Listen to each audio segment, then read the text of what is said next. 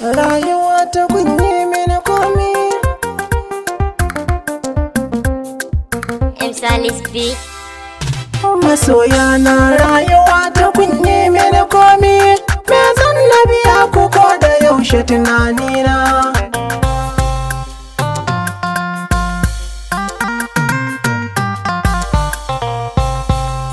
Sanadin ko yau na daina yin kukan zuci.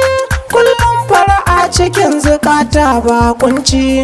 Waka daga nayi ku kuke ba ni tukwici. Me zai sanya gare ku in nuna butulci? Ta salar ko yau nake ta samun na abinci.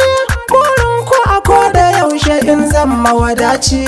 Ga taken godiya Allah ƙara zumunci. Domin kuma soya kuka share waye na.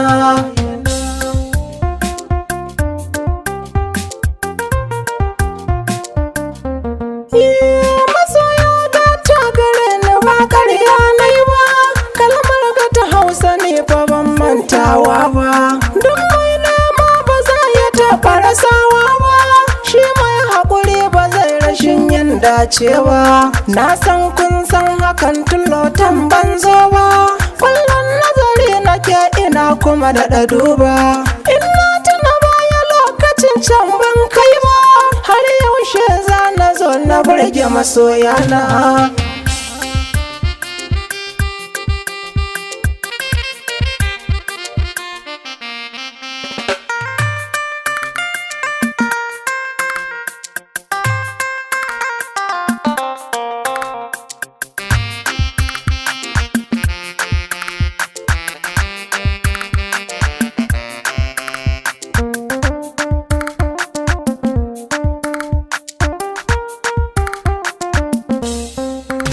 Masoya na rayuwa ta kunne mini komi.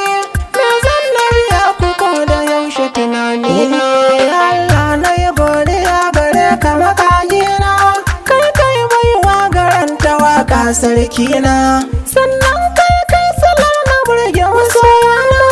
Duk inda na je su dinga nuna mini ƙauna. Mata da maza suna ta jin sunana.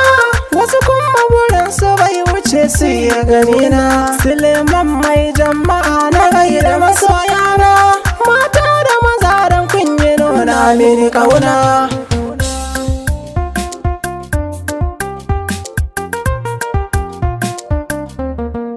Iya girman kai gun masoya ba zan nunawa.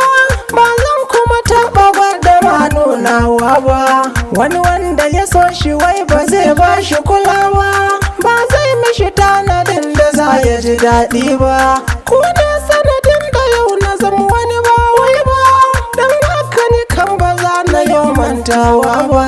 Dirin tsidin wuya ba zan sauyawa ba. Ku ne nauni kwana ku ne fa masoya na.